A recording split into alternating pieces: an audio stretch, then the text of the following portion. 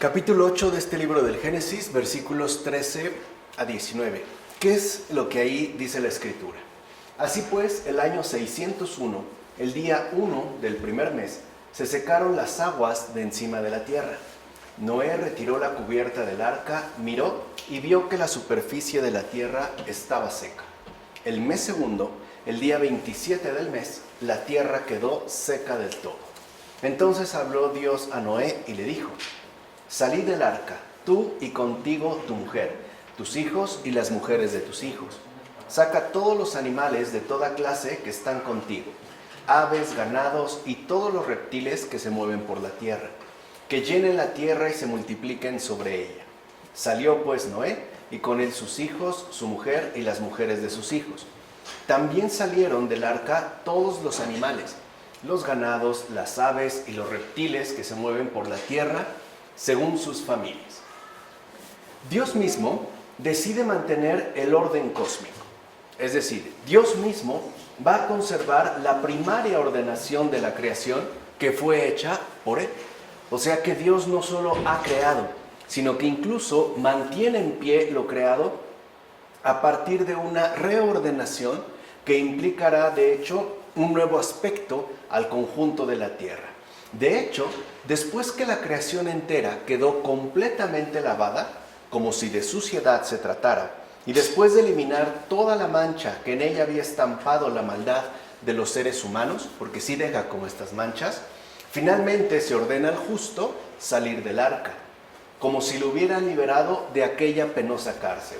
Mira pues la bondad de Dios, es decir, cómo se sirve de todo para animar al justo. En efecto, puesto que había ordenado que salieran del arca él, sus hijos, su mujer, las mujeres de sus hijos y todos los animales, precisamente para que no le abrumara de nuevo un desánimo mayor, y asimismo no le inundaran pensamientos de angustia ante su futuro en soledad, viéndose como único habitante de una llanura tan grande, se añadió: creced y multiplicaos sobre la tierra. Mira entonces cómo recibe de nuevo Noé aquella bendición que recibiera Adán antes de la transgresión. Y es que como Adán fue principio y raíz de todos los nacidos antes del diluvio, así también este justo se convierte de cierta manera en levadura, o sea, principio y raíz de todos los nacidos después del diluvio. O sea que, como podemos ver, hay, por decirlo así, incluso una renovación de la humanidad entera en su conjunto. Hay una, pues, humanidad antes del diluvio que remite directamente a Adán en tanto principio y raíz, y una humanidad después del diluvio, cuyo principio y raíz es Noé. Así pues, de ahí tomará principio, de aquí en adelante, todo lo referente a la humanidad, y por tanto, la creación entera recupera su propio orden. De hecho, esa es una imagen muy bonita. Es un despertar de la tierra para dar fruto. O sea, ha sido renovada con vistas a la fructificación. Y no solo eso, sino que de igual manera es un despertar de todo lo demás para estar al servicio del ser humano en aquello para lo que fue creado, como afirma Juan Crisóstomo en sus homilías sobre el Génesis. Entonces vemos que el Señor mismo reordena la creación para que se mantenga en su propósito inicial, es decir, mantenerse al servicio de nosotros en tanto seres humanos y puedan cumplir entonces su respectivo propósito creatural. Ahora bien, lo mismo que el arca de Noé conservó incólumes a todos los que entraron en ella cuando el universo se inundaba, así también la iglesia de Pedro devolverá ilesos a todos los que abarque con su abrazo cuando el mundo esté en llamas. Y así como una vez acabó el diluvio, acabado el diluvio, una paloma trajo el signo de la paz hasta el arca de Noé, del mismo modo Cristo traerá a la iglesia de Pedro la alegría de la paz cuando el juicio haya acabado, como menciona Máximo de Turín en sus sermones. Y es algo muy importante de tomar en cuenta, en primer lugar, porque como vimos en el Génesis, se está prefigurando desde el inicio, ¿no?, el misterio de nuestra redención. Un misterio que, como bien sabemos, remite a una encarnación concreta y del todo, vamos a decirlo así, dada. Así pues, vemos cómo este gesto que trae la paloma, ¿no?, a Noé, una rama de olivo como signo de la paz, también Cristo va a traer a la iglesia de Pedro esta alegría de la paz una vez que el juicio haya acabado. Por eso es que debemos mirar siempre a Cristo como lo que verdaderamente es decir, como el Redentor, nunca como el castigador o el enjuiciador, más bien como el Redentor, que está ansioso por traernos ya de manera definitiva y completa la alegría de la paz. Por otra parte, examinemos también por qué razón en el momento de entrar en el arca, el orden dado consistió en que Noé entrara primero con sus hijos, después su mujer y las mujeres de sus hijos. Pero después, es decir, cuando salieron, el orden fue cambiado. Y eso es algo importante de tener en cuenta, ya que, como está escrito, salió él y su mujer, y sus hijos y las mujeres de sus hijos. Según el sentido literal, esto significa lo siguiente. Veamos cómo aparecen dimensiones de significación que no podemos pasar por alto. O sea, si atendemos pues al sentido literal, ¿no?, en este cambio de orden que se da con respecto a la salida, es decir, es un orden distinto al que se dio en principio al ingresar al arca, ¿no? Si apelamos pues a este sentido literal, lo que encontramos es esto: impera la abstinencia de la facultad de engendrar en el momento de la entrada, pero en el momento de la salida se retoma el uso de tal facultad. O sea, que no hubo mezcla de sexos en la entrada, mientras que sí la hubo a la salida. De hecho, con el orden de entrada se proclama que aquel tiempo en el que dominaba la muerte sobre todos no era adecuado para la procreación, porque efectivamente Dios vela por la vida. Digamos que, ¿no?, la suspende al menos momentáneamente, en lo que se puede renovar por completo el orden de lo creado. Pero al cesar el diluvio, o sea, al estar en condiciones nuevamente el mundo en su conjunto para que éste quede repoblado, pues se retomó de nuevo el uso y cuidado del matrimonio según la generación de los otros seres humanos. Y esto es importante, o sea, al momento de entrar entonces se suspende el ejercicio fecundo de la procreación. No hay pues relaciones sexuales, es incluso un momento de purificación, no solo hacia el exterior, sino también al interior del arca. Pero al salir, esta facultad procreativa se retoma precisamente, ¿no?, con vistas a la generación de los otros seres humanos que habrán de repoblar nuevamente la tierra, lo cual apunta entonces al cuidado, al establecimiento, incluso a la honra que corresponde al matrimonio. Entonces, lo que vemos, y es muy importante de tener en cuenta, es que el matrimonio no es un proyecto egoísta en pareja. No se trata de eso el matrimonio, sino una contribución cuidadosa, es decir, amorosa, que se va a dirigir o que apunta de lleno a la posteridad, o sea, a la continuación de la humanidad en su conjunto. Porque hoy en día tal parece que el matrimonio aparece justo como un proyecto egoísta en pareja. Por ejemplo, para realizar ciertos proyectos en común, para no quedarse solos o simple y sencillamente para compartir un tiempo y un espacio mientras este resulte agradable. Pero se pierde de vista lo esencial. El matrimonio es la bisagra o el punto de conexión que nos lleva a nosotros en tanto descendencia a una posteridad que está prevista en el porvenir. O sea, es justo la continuación de la humanidad en su conjunto. Por eso, cuando el matrimonio se ve atacado, incluso cuando el matrimonio se ve, por ejemplo, anulado, lo primero que vemos que se afecta es la continuación de la humanidad en su conjunto. Queda comprometida, pues, la posteridad de la humanidad. Así pues, al entrar en el arca, Dios dijo a Noé: entra tú, tu mujer, tus hijos y las mujeres de tus hijos, y háganlo en este orden, a fin de que los suba uno a uno y guarden la castidad. Pero después los sacó ya en parejas, precisamente para que fueran fructíferos y se multiplicaran en la creación. Así pues, incluso los animales guardaron la castidad mientras estuvieron dentro del arca, como menciona Efrén de Nisibi. O sea que hay momentos oportunos para la castidad Y también hay momentos oportunos para la sexualidad. No están en contra. O sea, no es que estén confrontadas. Es que están ordenadas según las circunstancias precisas que se atraviesen en este mundo. Eso también es muy importante de tener en cuenta. En síntesis, solo a partir de la castidad es que puede darse una genuina regeneración para el mundo entero. De hecho, aquí lo podemos ver de manera muy concreta. Este sería entonces el sentido profundo del noviazgo. O sea, entendido en términos de castidad, de preparación y por ende también de aquello que apunta en efecto al matrimonio. En este caso a la procreación. Es un tiempo pues de reserva. El noviazgo es un tiempo de preparación adecuado que apunta en efecto, como dijimos, a esta posteridad de la humanidad en su conjunto. Es decir, se requiere un tiempo previo de preparación para después alcanzar de manera adecuada la procreación. O sea, dicho de otra manera, sin purificación previa no habrá matrimonio fecundo según la gracia de Dios. Y aquí es donde entra la diferencia, porque entonces solo quedará como residuo una especie de mera reproducción biológica, mecánica, sin propósito, incluso sin finalidad.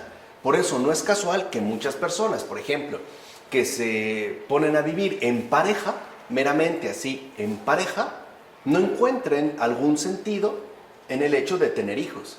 Y tienen razón, porque si solo se reduce a una mera reproducción biológica, entonces no habría como una finalidad clara que nos oriente hacia un porvenir de aquí en adelante.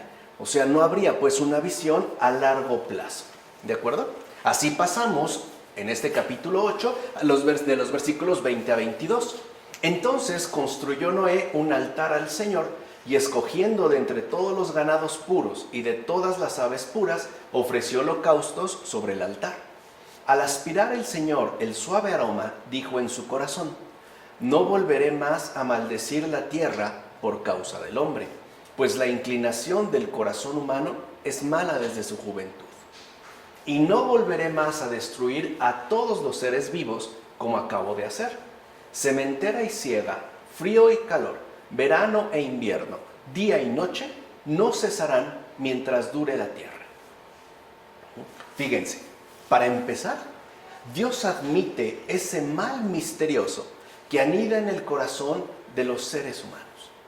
Se reconoce que ahí hay algo que no anda nada bien. Y a pesar de ello, no dejará de brindarnos una tierra habitable. O sea, a pesar de este reconocimiento, dijimos, ¿no? En este caso, creo que ya es por demás evidente que la Biblia expresa un realismo serio, un realismo realmente comprometido. Dios reconoce este mal misterioso que anida en el corazón de cada uno de nosotros, incluso desde temprana edad, y a pesar de esto, nos brinda las condiciones necesarias, es decir, habitables, para mantenernos en una postura netamente humana. O sea, incluso a pesar, ¿no?, de la realidad de este mal. Ciertamente, la Escritura dice que el Señor percibió un olor de suave aroma, esto es, aceptó las ofrendas. Con todo, lo que allí había era grasa y humo de los cuerpos quemados. Sin embargo, para que sepas que Dios acepta o rechaza las ofrendas según la voluntad del oferente, llama olor de suave aroma al ofrecido por Noé, como menciona Juan Crisóstomo en su texto contra los judíos. Entonces, lo que vemos aquí es que lo importante para el Señor no es lo ofrecido, sino la voluntad del oferente. O sea, puede ser una ofrenda sumamente llamativa, incluso majestuosa, pero no contener un olor de suave aroma. Si es que la voluntad del oferente, por ejemplo, está retorcida o tiene una mala inclinación. Incluso puede ser que se dé una especie de intención malvada y justo para encubrir su mal propósito se quiera presentar una ofrenda majestuosa. ¿Se entiende? O sea, hay que entender aquí pues esta sutileza.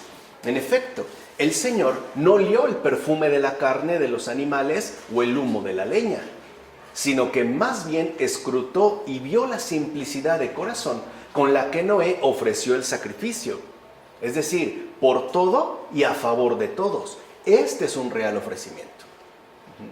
O sea, el verdadero ofrecimiento, el real sacrificio, consiste en que aquello que nosotros ofrecemos se ofrece por todo y a favor de todos. O sea, tiene un alcance verdaderamente universal. No está mezclado por mezquindades más o menos maquilladas o por posturas individualistas que pretenden escudarse bajo una apariencia de bien. De hecho, su Señor le dijo lo que él, en su simplicidad de corazón, deseaba escuchar. Por tu justicia, un resto ha sido preservado y no ha perecido en el diluvio que ha tenido lugar. Y gracias a tu sacrificio por toda carne y a favor de toda carne, no desataré más un diluvio sobre la tierra. O sea, en la simplicidad de corazón de Noé, esta ofrenda ha sido hecha por el bien de toda la humanidad en su conjunto, por toda carne y a favor de toda carne. ¿Te das cuenta cómo un sincero sacrificio puede hacer que Dios conceda enormes beneficios de salvación al mundo entero? Eso es lo que contiene una verdadera ofrenda. Enormes beneficios de salvación al mundo entero. No solo se trata de obtener favores particulares de resolución más o menos inmediata. De hecho, Dios se ligó a sí mismo por una promesa. Y lo hizo de tal modo que aunque los seres humanos siguieran constantemente los malvados pensamientos de sus respectivas tendencias, no por eso Él desataría ya un diluvio destructor sobre ellos, como menciona Efrén de Nisibi en el comentario sobre el Génesis. Por eso a veces nos preguntamos, si este mundo ha llegado a tal colmo de vileza, ¿no?, a tal hundimiento de degradación, ¿por qué Dios entonces no acaba de una vez con este mal?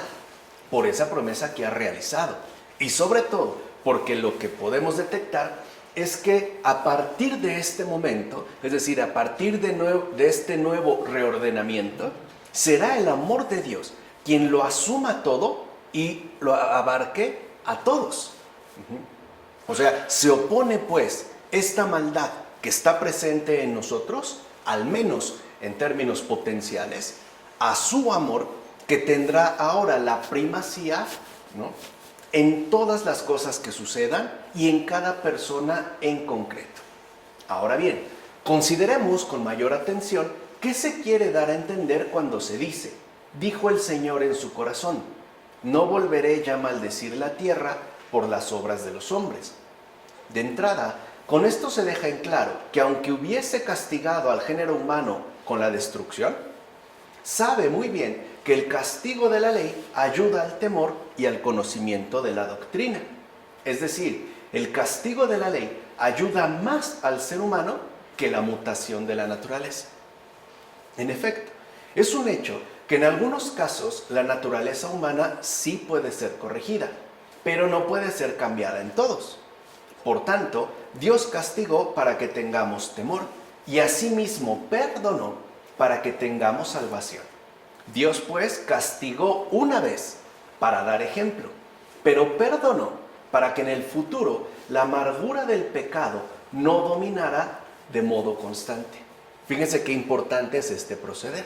O sea, aquí vemos pues, ¿no?, la manifestación del verdadero Dios. Así pues, Dios castiga a pocos y salva a muchos, justo porque ha querido manifestar su misericordia sobre la universalidad de los seres humanos. De hecho, Dios no promueve en nosotros una falsa seguridad unida a una cierta negligencia, como menciona Ambrosio en su texto sobre Noé. Y esto es cierto. O sea, no es que Dios promueva en nosotros una falsa seguridad. Por ejemplo, pues no pasa nada y entonces Él no va a obrar de ninguna manera, no va a intervenir, no va a ajustar cuentas con nosotros. No, sí lo hace.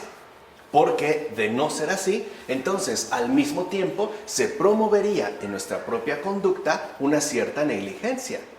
Haríamos ciertamente como si no sucediera absolutamente nada. Y eso no sería ningún bien para el ser humano. Por último, puesto que había cesado la siembra y la cosecha durante ese año y las estaciones habían sido trastocadas, Dios volvió a dar a la tierra lo que le había quitado. Es decir, un orden renovado de realización que ya nada podrá cambiar, como menciona Efrén de Nisibi en sus comentarios sobre el Génesis. O sea que la tierra fue renovada para mantener en pie la primacía de su bondad, o sea, su constante misericordia. A pesar de que incluso el orden de las estaciones, el transcurrir del día y la noche, el frío y el calor, se vio completamente trastocado, digamos que Dios se lo quitó a la tierra, después se lo devuelve. Y se lo devuelve de una manera que ya nada podrá hacer cambiar. O sea que la salvación, pase lo que pase, quedará firme gracias a esta resolución que Dios ha tomado a través de los tiempos hasta que llegue la consumación definitiva, ¿no? Entonces, con este, digamos, panorama es que ya podemos acceder al capítulo 9, de los versículos 1 a 7. Dios bendijo a Noé y a sus hijos, diciéndoles: creced, multiplicaos y llenad la tierra, que os tengan temor y miedo todos los animales de la tierra, todas las aves del cielo, todo lo que repta por el suelo y todos los peces del mar. Todo queda en vuestras manos. Todo cuanto se mueve y tiene vida os servirá de alimento. Lo mismo que os di las hortalizas, todo os los doy. Únicamente no comeréis la carne con su vida, es decir, su sangre. Más aún, pediré cuentas de vuestra sangre y de vuestras vidas. Se las reclamaré a cualquier animal y sobre todo al hombre, a cualquier hermano suyo. Si uno derrama sangre de hombre, otro hombre derramará su sangre, porque a imagen de Dios fue hecho el hombre. Vosotros, pues, creced y multiplicaos, diseminaos por la tierra y dominadla. Vemos que incluso esta reordenación de la creación en su conjunto también va de la mano de esta reordenación que Dios establece para la existencia humana después del diluvio. Recuerden que el diluvio establece un antes y un después. Entonces, lo primero que vemos es que los seres humanos pueden ya, a partir de ese momento, matar animales para alimentarse, lo cual incluye peces y aves. Y esta modificación, este permiso, incluso podríamos decir, esta concesión tiene un sentido. Y también este sentido hay que tenerlo claro. Manifiesta la buena disposición de Dios a tener extrema paciencia con la naturaleza pecadora y hasta violenta de los seres humanos. Además, con esta modificación no se anula lo siguiente: solamente Dios posee el pleno dominio sobre la vida. Por eso queda prohibido consumir sangre y por ende debe prevalecer su respectivo desarrollo. O sea, aquí digamos que esta concesión, ¿no?, en principio está basada en esta extrema paciencia que ahora Dios asume con la naturaleza pecadora y hasta violenta de cualquier ser humano. Pero a pesar de ello, Él sigue conservando este pleno dominio sobre la vida y por ende lo que debe prevalecer es su respectivo desarrollo. Es decir, un cuidado especial por la vida. De hecho, la promesa que originalmente se hizo a Noé, ahora incluso se extiende a todos los seres humanos. Lo cual también es una muestra de esta bondad cada vez más intensiva. O sea que Dios no solo va a ser benevolente con el justo, como lo había manifestado en un principio al dirigirse a Noé, sino que también lo va a hacer con el violento pecador. O sea, lo que vemos es que se establece, digamos, la regla definitiva para todo el orden humanamente existente, la misericordia. Entonces, la benevolencia de Dios no se limita al justo, también estará presente en relación al violento pecado. Así pues, puede decirse que la misericordia de Dios se extiende a partir de este momento al mundo entero. Aquí vemos que la misericordia es como este resguardo esencial que nada ni nadie podrá hacer cambiar, que ya no pues se podrá anular de ninguna manera.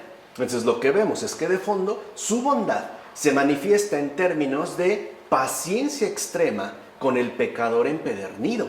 Porque a veces también nos preguntamos, ¿por qué no le pasa nada, ¿no?, a esta gente tan malvada? O a tal o cual persona, ¿no?, que está como empedernida, no solo en el mal, sino en hacer mal a muchos, ¿no?, en perjudicar a tantos, no importándole incluso las vidas de poblaciones enteras, y todo por sus mezquinos intereses. Bueno, es debido a esto, porque ahora Dios mismo se va a mostrar su bondad en términos de paciencia extrema con el pecador empedernido, lo cual, como ya dijimos anteriormente, no implica para nada la promoción de una conducta negligente de parte de nosotros, sino al contrario. Implicaría en todo caso un reconocimiento más bien agradecido y por lo tanto un cambio de vida, ¿no? Entonces la indicación dada, crecer y multiplicaos, apunta por tanto a la continuidad del bien a través de los seres humanos procreados.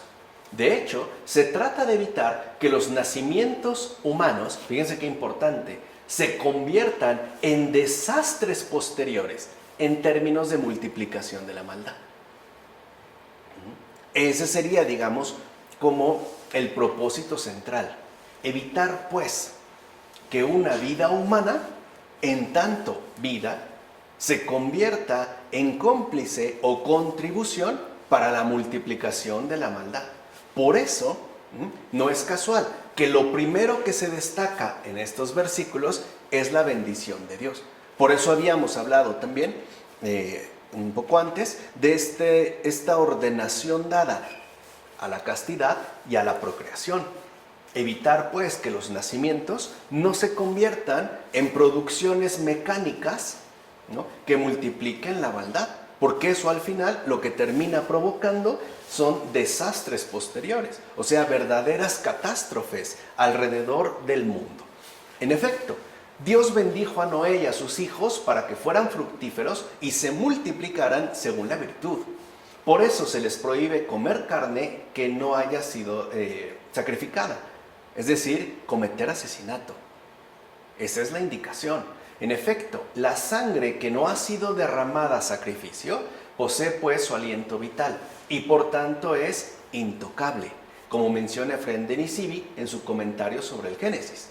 Así pues, aquí tomó principio la costumbre de comer carne, pero no fue dada, ¿no?, para dar rienda suelta a la gula, sino porque, teniendo en cuenta que los hombres iban a sacar de estos animales los sacrificios para ofrendarlos y rendir acciones de gracias al Señor, se les otorgó libertad para comer también del ofrendado. Pero esta libertad, lo mismo que en Adán, tiene una restricción. Únicamente no comeréis carne con su sangre vital. Así como Adán le dijo, ¿no?, puedes comer de todos los árboles que están en el jardín, pero solo de este árbol no comerás. Entonces, ¿qué significa esta expresión? Quiere decir estrangulado. O sea, en hebreo, cuando se habla, ¿no?, de esta expresión, únicamente no comeréis carne con su sangre vital, esta expresión significa estrangulado. Así pues, con esto Dios intenta omitir de antemano cualquier propensión a cometer homicidio. O sea, y aquí es algo que entendemos. No solo se come carne animal, también se consume carne humana, a través, por ejemplo, de atentar contra la vida de otro e incluso a través de hacerle algún daño, como menciona Juan Crisóstomo en sus homilías sobre el Génesis. Por eso nos damos cuenta que el homicidio es un grave sacrilegio. O sea, no solo es un delito, tiene un peso mucho mayor, porque va en contra de lo ordenado por el Señor después del diluvio. En efecto, el homicidio es condenado por Dios.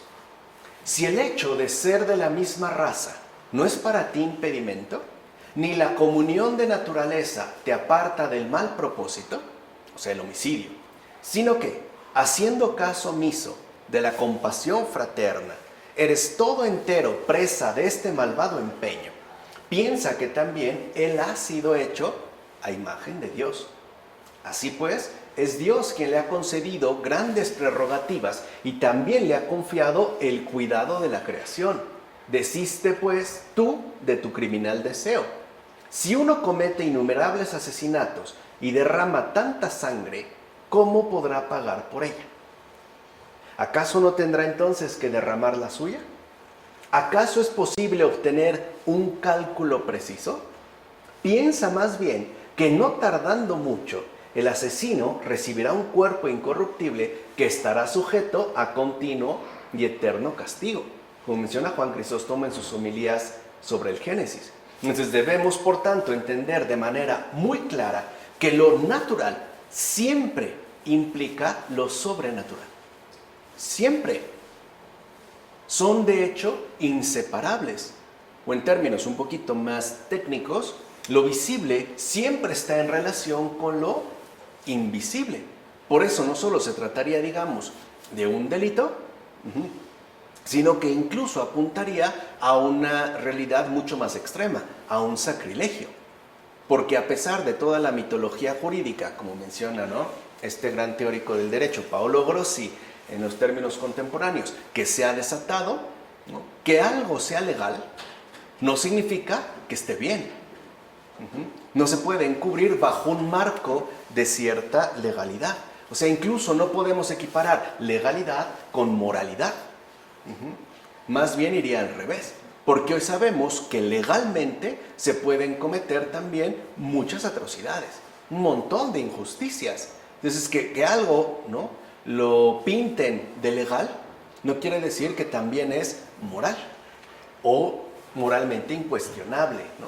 De hecho, podemos decir que el asesinato es un acto de crueldad inhumana, o sea, propio de animales. En efecto, Dios comparó la iniquidad del ser humano a la malicia bestial. Incluso la consideró más grave que la ferocidad de las bestias. En realidad, las bestias no tienen nada en común con nosotros. Es decir, no están ligadas a nosotros con ningún vínculo fraterno. De hecho, si las bestias dañan a los humanos, lo hacen como extraños. Y por ende, no violan los derechos de la naturaleza. O sea, no olvidan, no atentan contra el afecto de la fraternidad.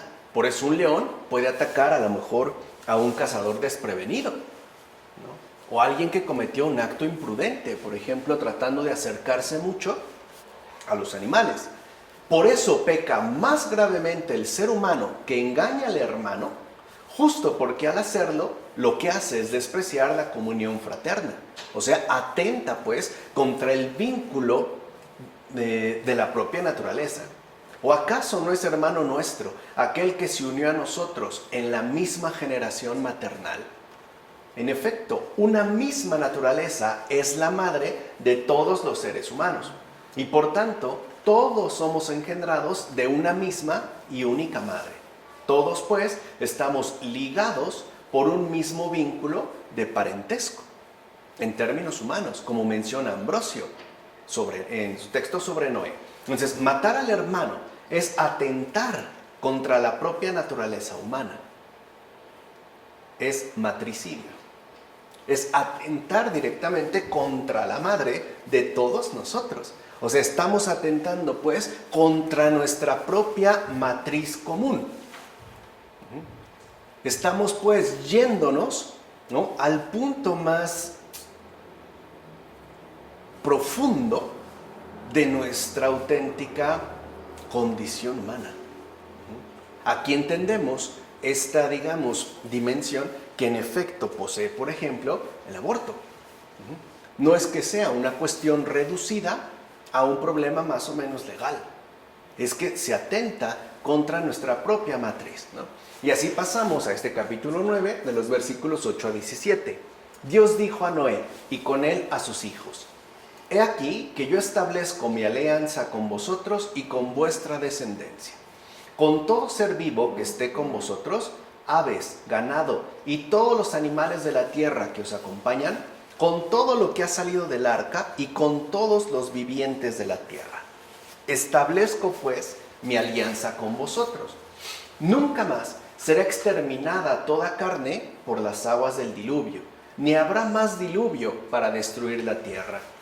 Y añadió Dios: esta es la señal de la alianza que establezco entre vosotros y yo, y con todo ser vivo que esté con vosotros para generaciones perpetuas.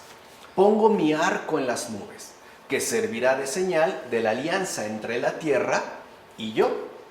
Cuando yo haga nublarse la tierra, aparecerá el arco en las nubes, y me acordaré de la alianza entre vosotros y yo, y con todo ser vivo, con toda carne. Y las aguas no serán ya más un diluvio que destruya toda carne. En cuanto aparezca el arco en las nubes, lo veré, y me acordaré de la alianza eterna entre Dios y todo ser animado, toda carne que hay sobre la tierra. Dijo Dios a Noé: esta es la señal de la alianza que yo he establecido con todos los seres que hay sobre la tierra. Vean, con el fin de que desterrasen de sus pensamientos temores y más bien estuviesen plenamente seguros de que aquello ya no se daría más, les dijo Dios: lo mismo que traje el diluvio, según mi amorosa benevolencia, ¿no?, como la habíamos visto al hablar de este episodio, pues lo hice con el único propósito de truncar su maldad para que no siguieran adelante de ese modo. Ahora, impulsado por esa misma amorosa benevolencia, os prometo no hacer ya esto. Y lo hago para que viváis libres de todo desánimo, y así lleguéis, libres de todo desánimo, al final de la vida presente. O sea, es incluso para inspirarnos confianza, porque como dijimos, lo que ha puesto como sostén de todo el desarrollo de la creación es su bondad. Entonces, en efecto, al igual que los asuntos humanos, es decir, cuando alguien promete algo, hace un pacto y aporta seguridad, así también el bondadoso Señor dice: he aquí que yo establezco mi alianza. Y dice bien, este establecimiento no podrá ser destruido por la universal destrucción de los pecados, ya que incluso los que vendrán después de nosotros son a sí mismos contemplados, como menciona Juan Crisóstomo en sus homilías sobre el Génesis. Entonces vemos que la visión de Dios es una visión en conjunto, es una visión que abarca pues la totalidad y que no se limita, ¿no?, a lo que nosotros ciertamente vivimos, sino que se expande hacia todos aquellos que vendrán después de nosotros.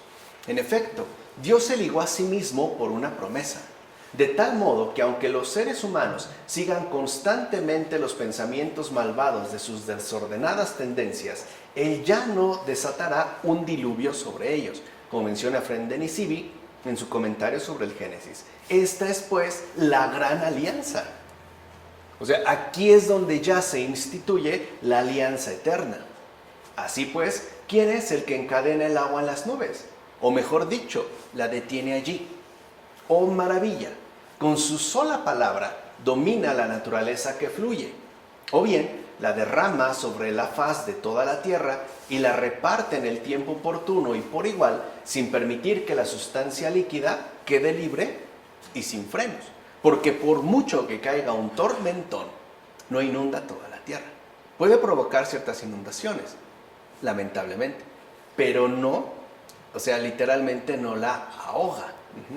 Y esto se debe a que a Dios le basta con haber purificado el mundo en tiempos de Noé.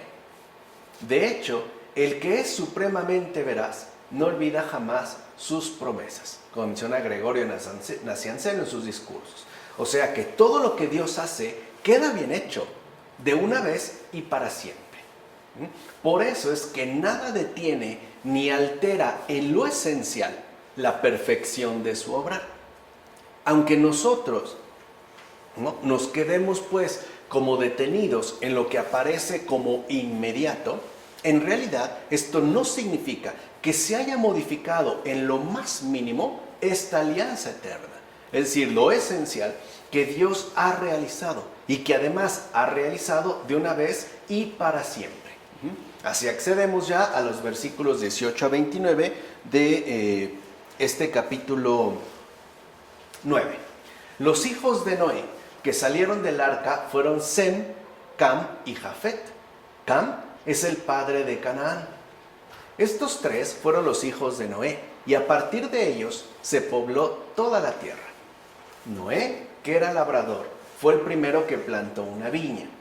Bebió del vino, se embriagó y se quedó desnudo dentro de su tienda.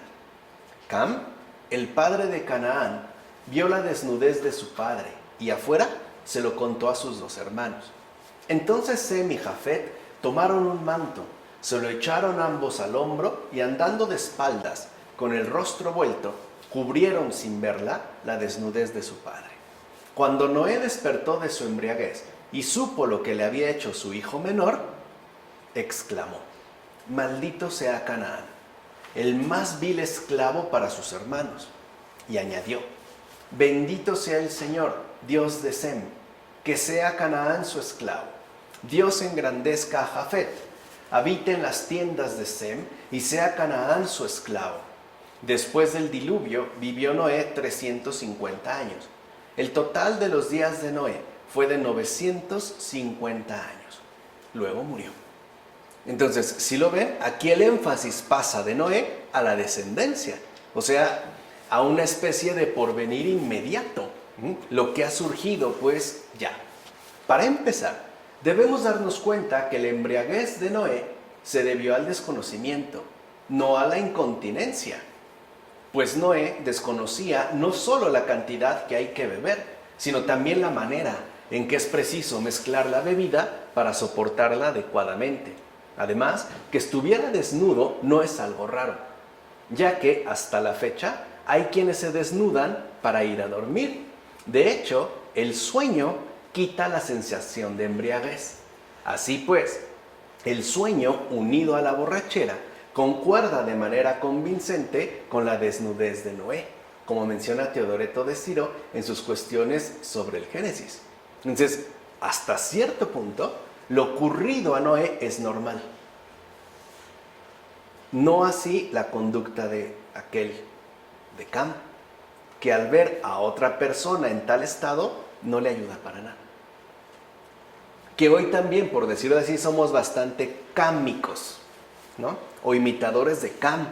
Por ejemplo, vemos a una persona, a un ser humano, en una situación lamentable, no solo de embriaguez, sino tal vez de indigencia, o de sufrimiento o de dolor, y le hacemos un meme, o lo subimos a las redes sociales, y lo exponemos, igualitos que Cam. Y conste, Cam recibió una maldición.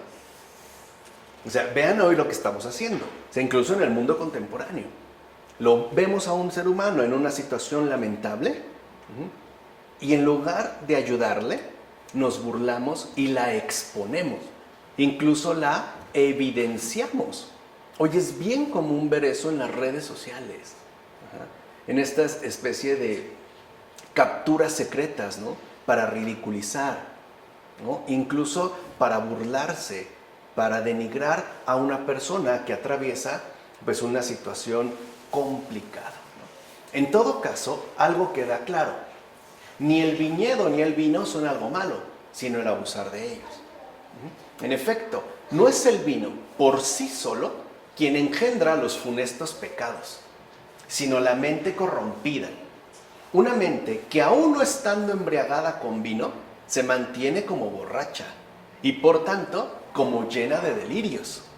Así pues, es el exceso lo que perjudica la utilidad que el vino reporta. Por ejemplo, ya sabemos, ¿no? Los médicos nos han dicho que es muy saludable, incluso para el corazón, cuestiones de circulación, tomarse una copa de vino tinto diario, o un caballito de tequila, o un caballito de un buen mezcal. Nada más, pero eso es por los beneficios que reporta. De hecho, si se te muestra ahora la utilidad del vino, es decir, después del diluvio, es para que sepas que la naturaleza humana, antes ya de utilizar el vino, había caído en exagerado desenfreno, y con ello había evidenciado el gran número y la gravedad de sus pecados. Y esto sin que el vino hubiera aparecido todavía, porque los pecados cometidos, ¿no?, hasta tal extremo, como ya lo mencionamos, ni siquiera tenían relación alguna con el vino. Este ni siquiera había aparecido. En consecuencia, cuando tú veas usar el vino, no le atribuyas todo a él, sino al libre albedrío corrompido, o sea, a ese desertor que corre hacia la maldad. Ese es el libre albedrío corrompido. Un desertor que se apresura siempre a correr hacia la maldad. En todo caso, piensa más bien en qué fue útil el vino, porque en efecto, es por medio de él como se lleva a cabo el principio fundamental de nuestra salvación. ¿Qué es lo que se consagra en la Eucaristía? Pan y vino. Como menciona Juan Crisóstomo en sus homilías sobre el Génesis. O sea, esto también creo que forma parte de este hábito que ya debemos nosotros adquirir de manera firme e ininterrumpida, de ver y mirar siempre lo esencial, ¿no? Y pensar en relación a lo esencial. Por eso, de hecho, estamos estudiando a Michel Henry. Ahora bien, esto no significa que el consumo del vino no nos vuelva vulnerables. O sea, hay que ser también, ¿no?, serios y realistas. En efecto, Noé bebió vino y quedándose dormido por la embriaguez quedó expuesto, es decir, desnudo, justamente para que comprendas que con el vino se trastorna el espíritu y se oscurece la razón del ser humano. Y esto de tal manera, no se reconoce a sí misma la razón y mucho menos ya en ese estado se puede reconocer a Dios. No olvidemos que Lot, embriagado por el vino, cometió incesto con sus propias hijas. Y sin tener conciencia de tal aberración, como menciona Leandro de Sevilla en la instrucción de las vírgenes y el desprecio del mundo. Entonces veamos también que hay un beneficio, pero eso no significa que nosotros no seamos vulnerables a sus respectivos efectos, y más aún cuando se incurre en el exceso. Así pues, la Escritura menciona la embriaguez de Noé para que nos guardemos de ella lo más posible y no perdamos de vista el peligro al que nos expone. O sea, sí hay un peligro latente. Tan es así que hoy es un problema enorme alrededor del mundo el alcoholismo. Por eso hay tantos grupos de ayuda e incluso de recuperación, porque es un peligro exponencial para nosotros. Incluso, como ya quizá muchos lo hemos sabido, un peligro de muerte. O sea, por lo menos un peligro realmente mortal. Y no necesariamente para uno, sino incluso para los demás. ¿Cuántas veces a lo mejor una persona que iba manejando embriagada atropelló y mató a una familia? Y lo curioso es que a esa persona no le ocurrió nada. Ya vimos esa extrema paciencia de Dios con el pecador empedernido, ¿no? Como menciona Clemente de Alejandría en el Pedagogo. Por otra parte, asimismo se nos deja en claro que la castidad es aquello que cubrió lo que la embriaguez había desnudado. En efecto, el hijo casto de Noé ni siquiera se permitió mirar la desnudez vergonzosa del justo. Al contrario, al ver la caída de aquel, lo cubrió con el velo de la modestia, como menciona Clemente de Alejandría en este mismo texto de El Pedagogo. Y quizá es un ejemplo que nosotros debemos asumir. O sea, si nosotros vemos a una persona en una situación vergonzosa, lo que tendríamos que hacer es guardar el celular de inmediato, cubrirlo, no exhibirlo, intentar ayudarle, no burlarnos. Y lo anterior todavía va más lejos, pues cuando Cristo dice, yo soy la verdadera vid, en Juan capítulo 15, versículo 1, se aclara que la sangre de Cristo no es agua solamente, sino vino. Este vino es su sangre, con la que nos redimió y vivificó, la cual está presente en el cáliz. De hecho, no hay cáliz sin vino que represente la sangre de Cristo. Por eso no se puede consagrar, por ejemplo, una Coca-Cola o un agua de Jamaica o de tamarindo. Así pues, encontramos en el Génesis una figura precursora de este misterio, es decir, de la pasión del Señor en la historia de Noé. Noé, en efecto, como anunciando la figura de la verdad futura, no bebió agua, sino vino, como anunciando la pasión del Señor, como dice Cipriano en sus cartas. Y vean aquí qué honduras encontramos en este pasaje. De hecho, podemos incluso decir que el deshonor de Noé prefigura la deshonra de la cruz.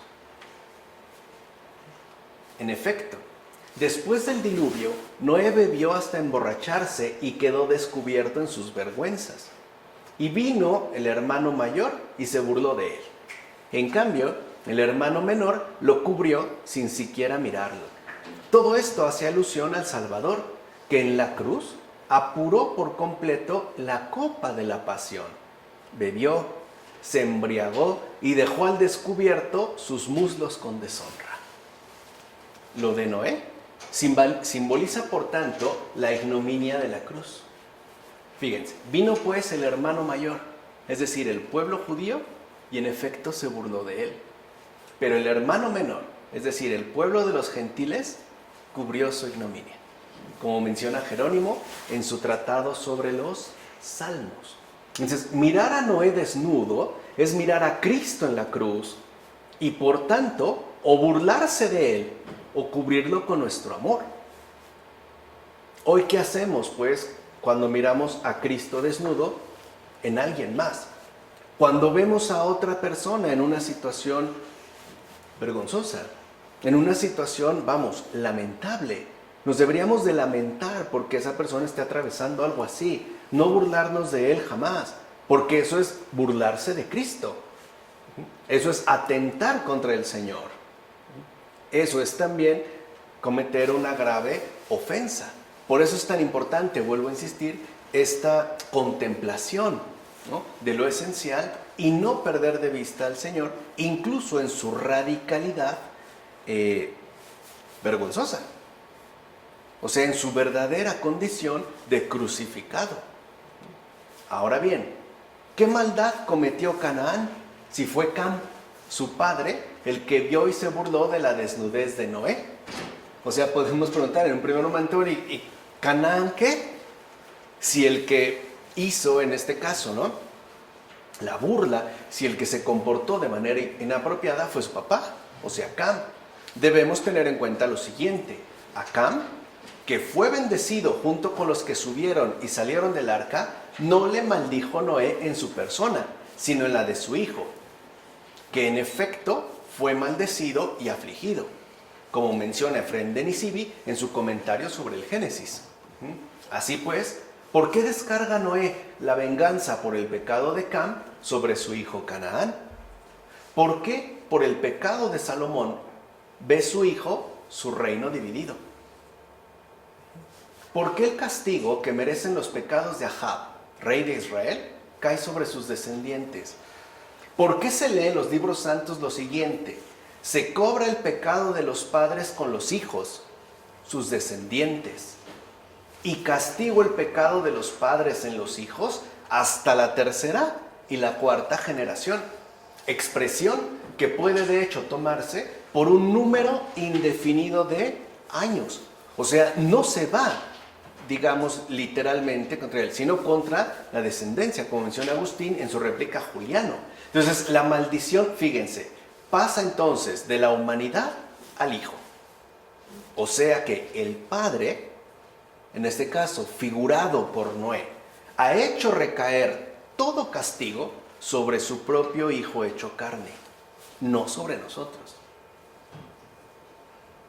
Y esto es muy importante, porque quiere decir que el Padre ha hecho recaer toda la maldición sobre su propio Hijo hecho carne, no sobre nosotros.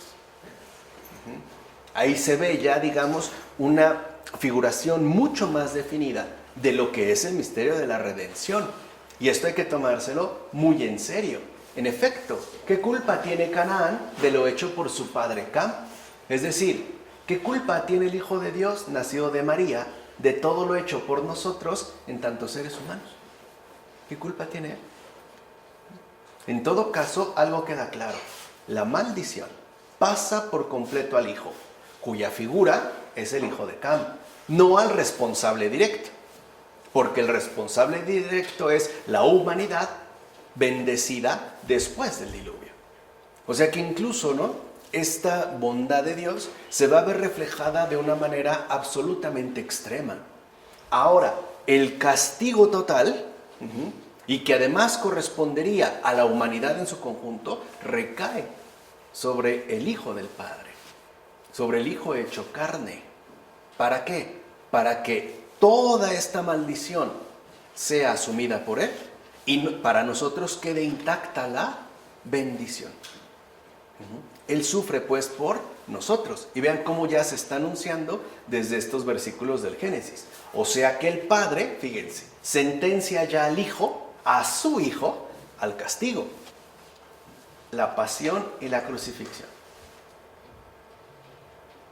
Ahí ya ha quedado, digamos, el Hijo sentenciado.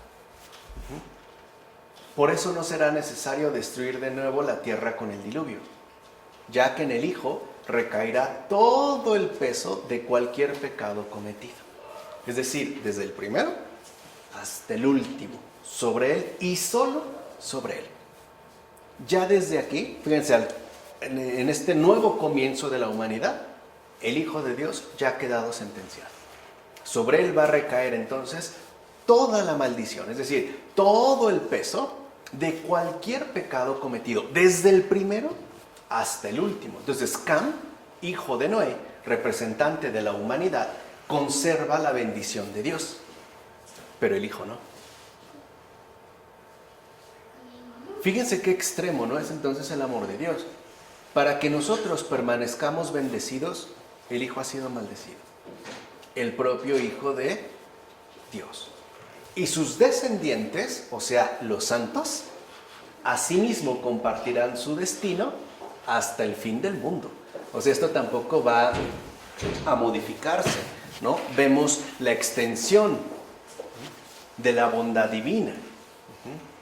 Y esta similitud, este acompañamiento del Hijo de Dios, es algo que en efecto va como a caracterizar o va a definir muy bien, ¿no?, a los santos. Por fin comprendemos por qué a los hijos de Dios les va tan mal en este mundo. Nos queda ya claro por qué ellos pagan como hijos de Dios si quien pecó fue otro. Ahora sí ya quedó clarito a partir de estos versículos. O sea, los santos forman parte del designio de salvación del Padre en el Hijo. En este caso igual a su iglesia. Porque los santos son asimilados al misterio redentor del Hijo. Por eso creo que sabemos, ¿no?, de muchos santos que han sufrido muchísimo por nosotros. Y uno se pregunta, ¿y qué culpa? Por ejemplo, un San Pío de Pietrelcina, ¿no?, que al ver cuántas almas están muriendo durante la Segunda Guerra Mundial y están yendo al combate en situaciones pues nada apropiadas, se ofrece él a sufrir por todos. Y en efecto lo va a padecer. O sea, no es un mero juego. Aquí ya entendemos, ¿no?, en dónde se ubica justo este destino compartido con el Señor. Es decir, con el Redentor. El compartir su condición de castigo. Que de hecho se convierte en fuente de salvación. No creo que eso es algo que deberíamos de meditar y sobre todo que debería de conmover nuestro corazón, porque no es cualquier cosa. O sea, estamos como en el meollo, ¿no?, fundamental de Dios mismo, que es, creo que ya queda claro, amor. En efecto, como bien sabes, y lo sabes muy bien, muchas veces los padres suplican sufrir ellos los castigos en lugar de sus hijos. Y eso creo que es muy común, ¿no?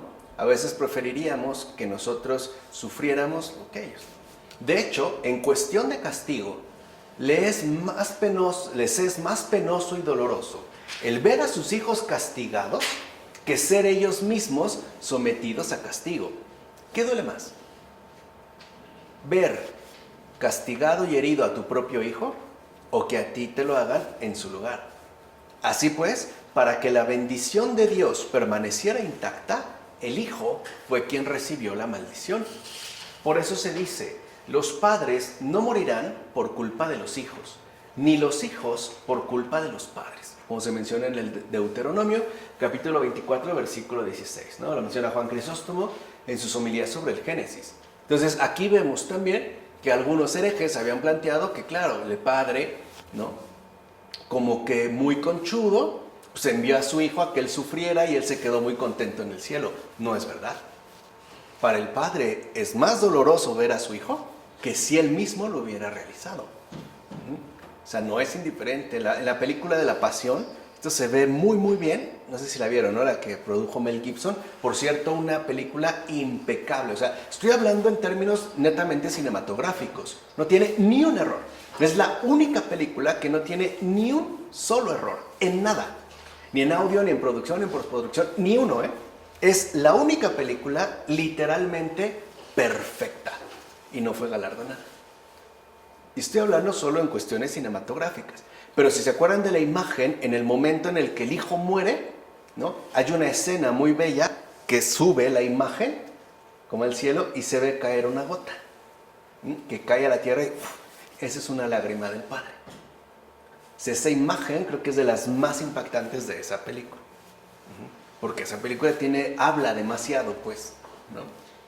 Y tan es así que a Mel Gibson, después de hacerla, le fue bastante mal, ¿no?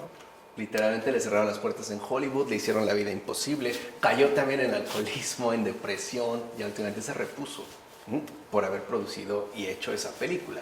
Entonces, lo que tenemos que tener en cuenta, en síntesis, es que Cristo es quien muere por todos. O sea, tanto por los primeros padres como por todos sus respectivos descendientes, es decir, por la humanidad entera. Esto que nos dice que el castigo que sufre es inmenso. O sea, no es cualquier cosa, no es una representación dramatizada. Dramatizada, o sea, de hecho, me parece que fue San Alfonso María de Ligorio quien en sus meditaciones sobre la pasión del Señor decía que si cualquiera de nosotros hubiera recibido, por ejemplo, un solo latigazo, uno de los muchos que recibió en la espalda del Señor, acabaríamos fulminados. Porque no solo va, digamos, la fuerza del castigo en el brazo humano, sino toda la justicia divina. Todo el castigo por los pecados del mundo. Dice, ningún ser humano soportaría ni uno, ni una espinita de su corona. Porque todo está cargado con la gravedad y la inmensidad de todos los pecados cometidos. Por eso su castigo es realmente inmenso. O sea, no es un juego, pues. No es una obra de teatro. Les repito, no es una mera dramatización, sino que lo ha asumido absolutamente todo. Y todo por nosotros. Para que nosotros no experimentáramos nada de lo que Él sí padeció. De hecho, siendo honestos, cada uno de nosotros tendría que vivir todo lo que vivió el Señor. Y a ver si lo aguantábamos. Evidentemente no. Solo Él. Por eso la salvación es algo que se reconoce. No es algo que se impone. Y lo único que se necesita para recibir este gran regalo de redención es humildad. Es aceptar que Dios lo hizo por mí. Y algo así se agradece, ¿no? Bueno.